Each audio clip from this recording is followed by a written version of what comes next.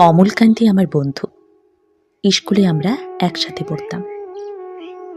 রোজ দেরি করে ক্লাসে আসত, পড়া পারত না। শব্দরূপ জিজ্ঞেস করলে এমন অবাক হয়ে জানালার দিকে তাকিয়ে থাকতো যে দেখে ভারী কষ্ট হতো আমাদের।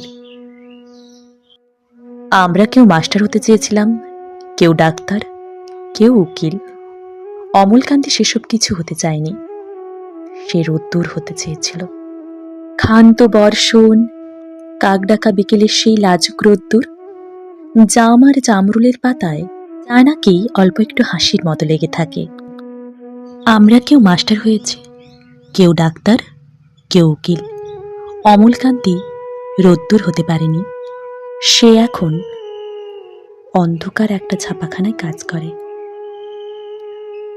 মাঝে মাঝে আমার সাথে দেখা করতে আসে, চা খায়, এটা ওটা গল্প করে, তারপর বলে উঠি তাহলে। আমি ওকে দরজা পর্যন্ত এগিয়ে দিয়ে আসি। আমাদের মধ্যে এখন যে মাস্টারি করে সে অনায়াসে ডাক্তার হতে পারত।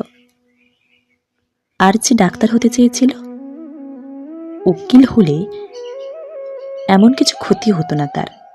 অথচ সকলেরই ইচ্ছে পূরণ হলো, এক অমলকান্তি ছাড়া। অমলকান্তি রোদ্দুর হতে পারেনি। সেই অমলকান্তি যে রোদ্দুরের কথা ভাবতে ভাবতে ভাবতে ভাবতে সে একদিন রোদ্দুর হতে চেয়েছিল।